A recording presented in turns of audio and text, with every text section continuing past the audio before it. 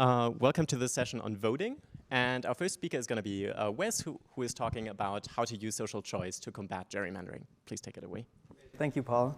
So yeah, I'm Wes Gurnee, and I'll be presenting joint work with Nikhil, Garg, David Rothschild, and David Shmoys on combating gerrymandering with social choice, the design of multi-member districts.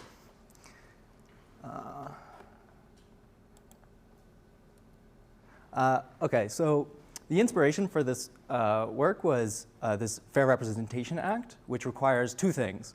One, the use of ranked choice voting for the House of Representatives, and two, that 3 to 5 representatives are elected from each district. OK, and so the obvious question is this a good idea? And how might we computationally study such a thing? But to think about redistricting, we need to go over the basics. So as I'm sure most of you know, in district-based representative democracies, voters are partitioned into districts, each of which run independent elections to elect a representative. These district boundaries are redrawn semi-regularly to equalize populations. But how these boundaries are drawn exerts extreme influence on the political outcomes of these elections. And computationally, we might think about this as a graph partitioning problem, where we have this connected graph of precincts or census tracts, and we seek a population-balanced and contiguous partition. OK, and as we think about what we want from a redistricting plan, obviously it's the House of Representatives. We want it to be representative. So what does that mean? I like to think about representation as being having two dimensions, one being global and the other being local. And so one way of operationalizing global representation is as proportionality, right? So the partisan vote share should closely match the partisan seat share of the winners. And for local representation, we can think about compactness, right? So the fact that districts should reflect these geographically cohesive communities. That people live close together, they might have similar interests, though you could also think about sort of economic or demographic communities that you might want to keep whole. And I do want to point out that these things are orthogonal, so you can have proportionality without compactness and compactness without proportionality. OK, and again, as I'm sure many of you know, one challenge of redistricting is intentional partisan gerrymandering, where politicians seeking advantage try and crack and pack opposing voters to sort of give themselves an advantage. Perhaps less well known is the problem of natural gerrymandering, where just by the nature of the spatial distribution of voters, it can actually make it impossible to draw sort of globally representative plans that is proportional. And this is sometimes known as the Massachusetts problem, because in Massachusetts, despite Republicans having 33% of the vote share, Republicans have not won any of Massachusetts' 9 seats since 1996, which, if we're counting, was before when I was born. And so this suggests that we might need to do something unnatural when we draw these maps to achieve this higher notion of proportionality, or relax some of the rules. And so the rule that we're going to be interested in relaxing is that each district only elects one person. So now we're going to be in the setting where each district elects n people. And so naively, the way you might do that is winner takes all. So every voter gets n votes. The top n vote getters candidates are elected. But this is unlikely to solve the Massachusetts problem. So instead, we're going to consider a single transferable vote, which is a specific instantiation of ranked choice voting, where rather than candidates being elected independently, each voter submits a ranking, and the winners progress in rounds, as is depicted in this figure.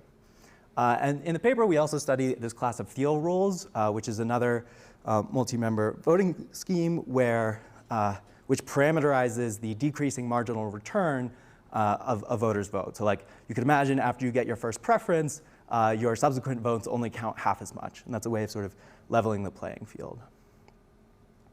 And for an intuition for why this might work, there's this theorem which, under a two-party system where you assume that voters rank everyone in their own party above voters in the opposing party, which sounds like a strong assumption, but perhaps isn't crazy in today's political climate, you actually get proportionality. And so this is very computationally convenient because rather than having to do some elaborate simulation, you can just get the vote share and sort of translate that into a seat share. And unfortunately, we rediscovered this fact. OK, so you might ask, OK, problem solved, we're good. Just elect everyone from one big district. Why won't that work? OK, 2 reasons. First, California has 53 seats and many more candidates. It's pretty unreasonable to ask Californians to rank all of them. And 2, of course, this violates the local representation property, which is what we wanted to preserve by district-based, right? If we wanted people to represent a whole state, we have the Senate for that, right? We don't need a second Senate. OK, so our design goal going forward is going to be balancing this global versus local representation. And more specifically, what we're interested in is how these multi-member districts affect the distribution of political outcomes under 2 regimes. One where you have adversarial gerrymandering, when partisans are drawing the maps, that's probably a good expectation to have, or under neutral redistricting, as might be practiced by an independent commission. And then, what's the role of the social choice function? How big is big enough? Clearly, in the limit, we'll get proportionality, as shown by the theorem, but ideally, we would have something smaller. And then also, what actually happens within parties, right? We've only talked about the partisan balance, but you might want some diversity of the winners, and so how do we study that? OK, and so what do we bring to the table? Methodologically, we propose this sort of large-scale optimization technique to answer these questions. And empirically, what we find is that just 2 or 3 member districts, so fairly small, using STV are enough to solve both challenges, so inhibiting both partisan gerrymanders and eliminate natural gerrymanders without sacrificing this local representation, which we want to preserve. Cool. OK, and just to briefly gesture at the related work, there's a lot, which spans econ CS, OR, political science. And it's a rich and growing area. In fact, just last night, I got an email from Moon Duchin, who had also published something quite recently on multi-member districts. And she's quite prolific in this area. OK, so what do we do? First, I want to motivate that this is, in fact, quite hard. So we need to generate all of these maps for all the different states, number of districts, map-making conditions, voting rules and behaviors. And to simulate reality, we want these maps to actually have some intent behind them, right? So if we want to model partisan gerrymanders, we want to actually optimize for one party or the other and see what happens. Likewise, to faithfully model independent commissions, faithfully looking for fair maps, proportional maps, we need to optimize for it. Though we also want to understand just what sort of the general ensemble looks like, right? If you sort of were behind a veil of ignorance and drew a map at random, what might that look like? And of course, doing any of this for one state, a fixed number of districts, a fixed voting rule, fixed voting behavior, is a wicked hard combinatorial optimization problem. And we're trying to do this across this entire design space to understand what's going to happen. So how do we do this? The short answer is with a tree-based ensembling technique recently developed by myself and David Shmoys. It proceeds in 3 basic steps. The first is to hierarchically generate this large ensemble of districts. And so we sort of iteratively partition districts into finer and finer areas until the leaf nodes of this tree are valid districts, meaning they're population balanced and contiguous. Using historical statewide voting data, we calculate the expected outcomes. So that is the probability that these arbitrary districts will be occupied by a Democrat or a Republican. And then that feeds into our last stage optimization model. And so what's notable about this tree is that despite having a fairly compact representation, these districting puzzle pieces fit together in an exponential number of ways. And so despite only having to generate a few 100,000 districts, you're sort of implicitly encoding this vast, vast space of distinct district plans. And then we use either a dynamic program if the objective is linear. You could sort of imagine working the solution up the tree, or an integer program if the objective is piecewise linear. OK. And so for this paper, we need to extend this method a bit to decouple the equivalence between number of seats and number of districts, and so that intermediate nodes within the tree can sort of have variable sizes. OK, and you might ask, why use this approach instead of something more standard like Moon Duchin's group recombination technique? I'll give you two reasons. The first is that the ensembles that we generate are objective agnostic. So you only need one ensemble, and then with a bunch of different voting rules, you can re-optimize, and you get sort of more extreme solutions than you would with MC-MC methods. And two, this hierarchical structure is just more natural for studying multi-member districts. You can think about, you get efficiency gains if you think about nesting different sizes of districts within each other. And it's also more natural to handle variable sizes. And I'll say the one sort of limitation with this is when we're generating hundreds of thousands of districts, you need to estimate the outcome fairly efficiently, right? So it can't be some super elaborate process because we're running this many, many times. Okay, and what data enables this analysis? So obviously historical vote shares for each party averaged across a number of national elections. So we have this composite average vote share, but importantly, we also explicitly measure the standard deviation, which is kind of like a, you can think about that as quantifying the uncertainty. So right, if a district is 52% Democrats, that shouldn't automatically translate into a seat for Democrats, right? It's maybe worth 0.7 seats or something. So we explicitly capture this in our model. And that's all we need to study the sort of partisan balance. Later, we'll very briefly talk about individual voter data and how to construct intra-party measures. And so we have a large national voter file with a bunch of different ideological dimensions for a large fraction of US voters. Okay, and so for our sort of main experiment, we generate this massive ensemble for each pair of state and number of districts. And then under all of the different voting rules we study, we try and optimize the most gerrymandered maps, the most fair maps, as well as having an ensemble of neutral maps, again, those which don't take into account partisanship. And then for each map, we calculate all of the things that we might want to know, so the partisan outcome, the competitiveness, compactness, et cetera, and likewise for the intra-party things.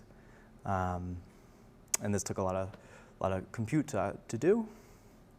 Okay, and now for our results. So first, challenge number one, inhibiting partisan gerrymandering. Before I show you the plots, I want to explain the axes. So on the x-axis here, we have districts per seats. It might be a little bit more intuitive to think about seats per district. So 0.5 here means 2-member districts. The y-axis is the Republican seat share of the House of Representatives. So this is the partisan composition of the House on the y-axis.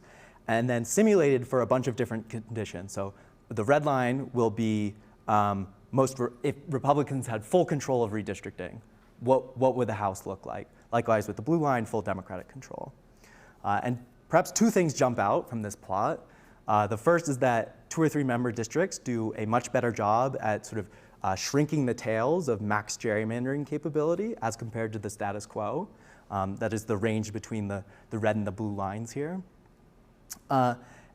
Also noteworthy is that there's sort of this big bump, right, between 1-member districts and 2-member districts. And the intuition here is that you give adversarial gerrymanders extra degrees of freedom. So if normally there's this area where they would expect to lose, they could make that area a 2-member district. And then as long as they cross the threshold of 33% or whatever the voting rule ascribes, then they'll be able to at least pick up a seat where they would normally lose both. Now for winner-take-all voting rules, there's basically no change, right? So even up to 5-member districts, the sort of gerrymandering capabilities remain basically exactly the same. And I'll note that it's actually kind of worse than this figure shows. It doesn't actually get more fair after 5-member districts. It just cancels out across states. Okay, challenge number 2, eliminating natural gerrymanders. The x-axis is the same, districts per seats. The y-axis now is the average expected gap between the median maps partisan outcome, and the perfectly proportional outcome. And so again, as we go from right to left here, we're going from single-member districts to increasingly larger multi-member districts. And we see that this sort of average gap between the median map and the most fair map goes down by about a factor of 3. And so this establishes that sort of natural gerrymandering also goes away. And in general, the median map is important because you can think about if the median map is good, then there are probably many other dimensions of fairness which you can optimize, or representation that you can optimize. Whereas if it's only a very, very extreme map, you have less degrees of freedom to improve other metrics you might care about. And of course, we do this for all the states, so you can break it down state by state and see the individual trends. If you're curious, you can look at the paper, but I just want to explicitly point out that we do, in fact, solve the Massachusetts problem with multi-member districts. And to circle back to the sort of initial Fair Representation Act that I talked about, we see, again, using 3 to 5 member districts and STV, the red boxes really shrink around the proportional outcome. And so, again, this sort of limits both types of gerrymandering with the added flexibility. And so in the paper, we study all sorts of other things, competitiveness, other sorts of Thiel rules. Our main design recommendations that we have are obviously don't mix single-member districts and multi-member districts. As we saw, that sort of increases the degrees of freedom. Winner-take-all voting rules are bad. 3-member districts are perhaps most effective in mitigating gerrymandering because they have, well, as you saw, both 2- and 3-member districts do a good job, but odd-number districts in general have the desirable property that a majority of votes translates into a majority of seats, which might not be true for even-numbered districts. So that's just a normative property. Yeah, and we also see larger districts are needed in smaller and more partisan states. I probably don't have time for inter-party effects, but only just to give the flavor. What we find is that minority ideologies tend to be supported, diversity of winners increases, geographic diversity takes a small hit, so this is local representation taking a small hit, but it's not terrible. So I'm out of time, but I'll leave you with these parting thoughts. Thank you for listening.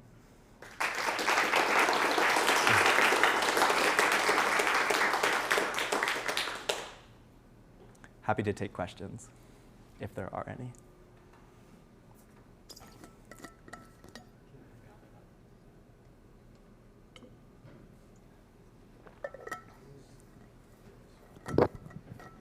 Anyone online also, we can take questions. Yeah?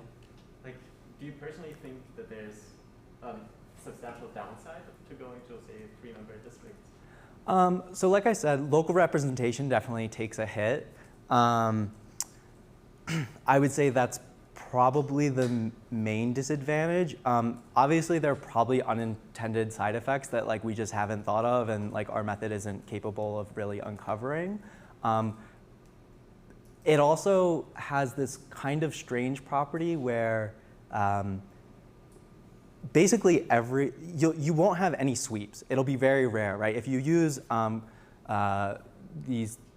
these types of rules, you would need 75% of the vote in a 3-member district, which is about 2 million people to have a sweep. So in that sense, it's perhaps a little bit less. It could be less competitive, right? If you're only ever if only ever that 3rd seat is up for grabs. So you would need to think about how people are sort of cycled through.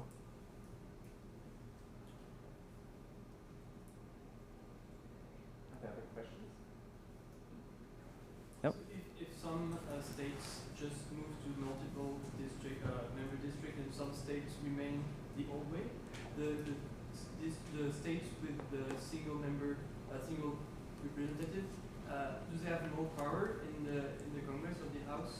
No, so they would not have more power. So the number of districts or the number of seats would remain the same, right? So that's important. What I will say is that if certain states did enact this, currently there's this very delicate equilibrium in the House where Democratic states max gerrymander and Republican states max gerrymander. And we have this nice equilibrium where actually the aggregate outcome is kind of fair, right? Despite each individual state not being fair.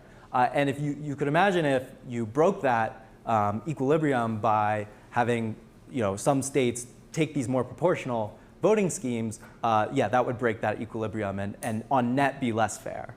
And the Fair Representation Act does this for all states across the board, which I think would be important. Yeah. Thank you. Great. Let's thank the speaker again. Thank you.